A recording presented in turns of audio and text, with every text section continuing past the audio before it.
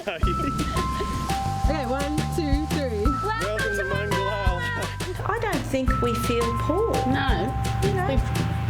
No, we don't. I don't think I feel poor, even though we haven't got a big income.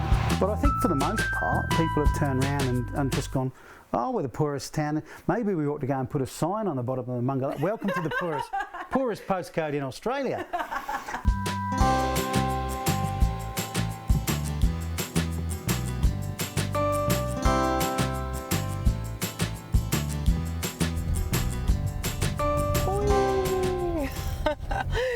So there was a bit of road work and I accidentally drove right through town and missed it. So I've had to chuck a Yui to head back in, but Mungallala, here we are.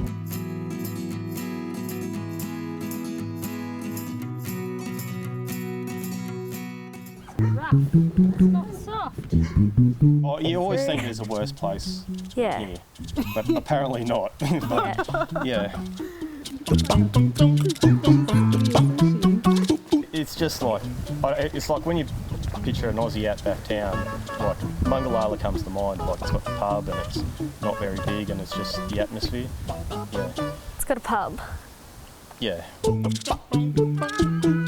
So, you know, the pub does quite well in Mungallala when the mill's doing very well. And how's the pub doing at the moment, dare I ask? And the pub is going very well because the mill is operating. Mill workers really are the lowest paid in the hierarchy of any award system. Most of them are take home maybe in the hand about $600 a week. But it has had some bad luck in the past. It has had some bad luck. So when NK Collins went into receivership, that actually put a good probably 10 people or so out of work in Mungallala, so that's pretty tough on the little community. Before that, part of it burnt down? It was some young fellows taking some fuel and put a match into the jerry can to see how much fuel they had and had a little mini explosion. Oh. People seem to associate poverty with trouble, and that's not the case. Thing. It's not like that here? No, not at all. I mean, like a lot of people here, if they're not working, they don't draw the dole. They're not sitting at home. They're actually trying to get out and get work. Just out of interest, when was the last time you used lights and sirens? To scare one of my neighbours yesterday. She was walking up the middle of the road.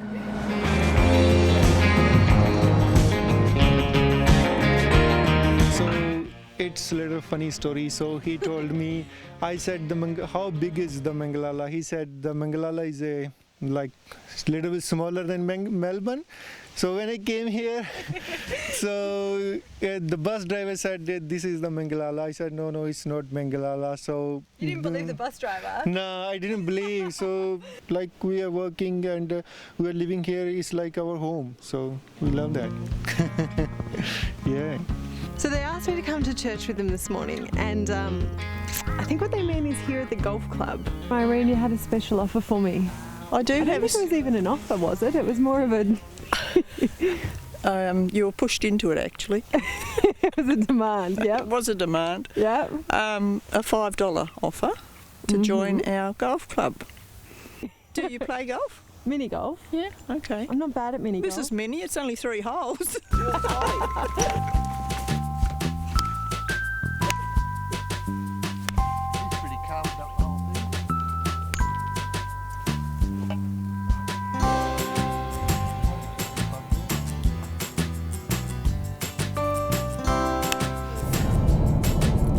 Funny to be driving out of Mungallala so soon after I arrived, and I had fun there, which I wasn't really expecting, to be honest. It wasn't at all like I imagined. Sounds awful, but I imagined it would look more. I imagined it'd be more run down. People might be unhappier with their lot in life. I'd be pissed off if that was my home that had been named that. But they just seem more confused, as if the rest of us don't get it, as if they know something that we don't, and that they're measuring life on their own scale or their own index. What more could you really want?